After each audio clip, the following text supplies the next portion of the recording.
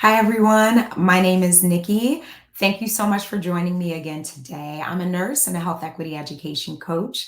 I teach academic nurse leaders how to bypass the trial and errors of the common mistakes that are made in approaching health equity so that nurses are prepared for the rigor of practice. And I did a wonderful webinar for the ANA, Overcoming Obstacles to a Successful DEI Program, Key Actions All Nurse Leaders Can Take Now. And I wanted to highlight the questions that were asked of me that I didn't get a chance to answer. I wanted to answer them for you.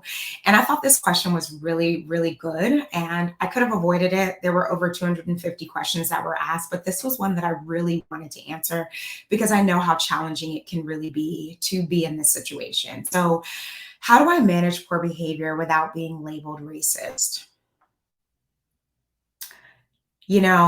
A lot of the times people fear that label, right? They fear being labeled as racist because it makes them feel as though they are a bad person.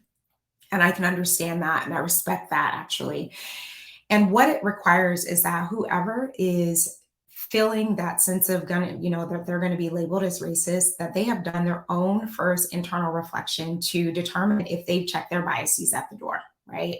Before they start to engage with any and all of their staff members.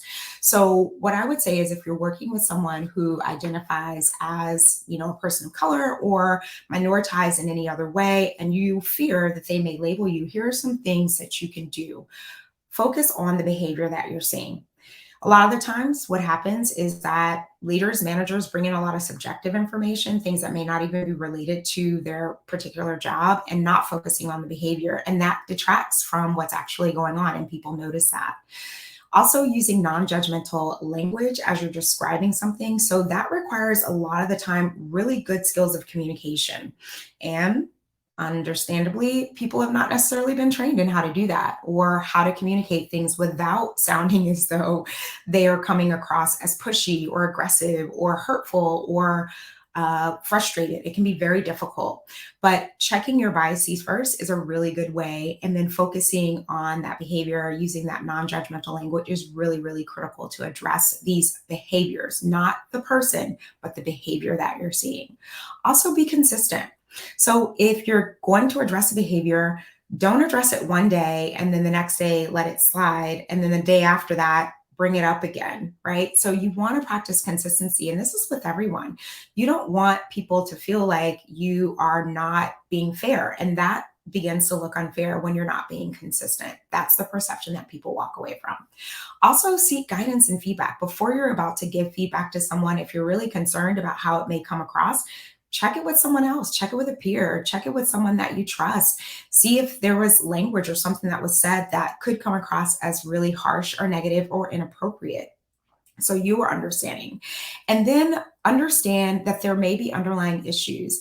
A lot of the times, people who are minoritized have had many traumas, especially work related traumas, personal traumas.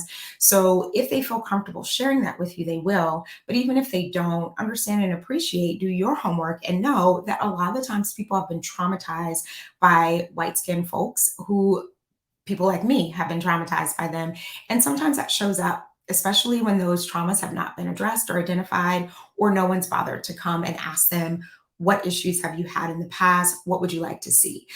A lot of these times, avoiding, looking and being labeled as a racist really begins with, are you paying attention to your actions and your behaviors so that people know that this is how I treat everyone? I'm not isolating or siloing you. Make it really clear that you are respectful and fair with all of your employees. I hope that helps. Follow me on LinkedIn and YouTube. Check out my webinar here as well. I look forward to more communication. Please ask questions if you have them.